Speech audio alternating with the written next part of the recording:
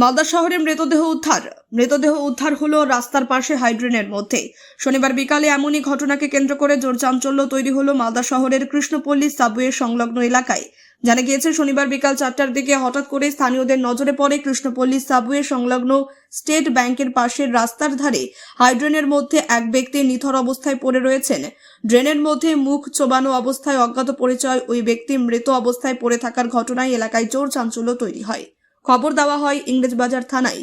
খবর পেয়ে পুলিশ ঘটনাস্থলে পৌঁছায়। পরে মৃতদেহটি উদ্ধার করে ময়নাতদন্তের জন্য পাঠায়। পাশাপাশি তার মৃত্যুর কারণ খতিয়ে দেখতে পুলিশ তদন্ত শুরু করেছে বলে জানা গিয়েছে।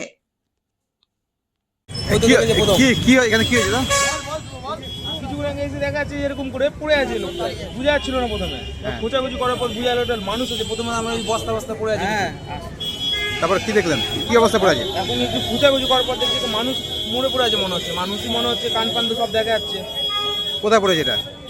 কৃষ্ণপল্লী সাবওয়ে গেট একদম সামনে, ব্যাংকের স্টেট ব্যাংকের একদম সামনে।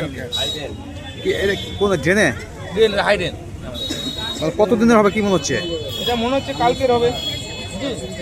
না না ভাই, হয়নি 3-4 দিন। দেখ না, কোনো কিছু হয়নি। কালকে হবে রাতে। নাম পরিচয় পাওয়া গেছে? এখনো তো হয়নি। পুলিশকে ফোন করা হয়েছে, আসুক, তারপর বুঝে যাবে। মুখই তো বুঝে যাচ্ছে না এখান থেকে।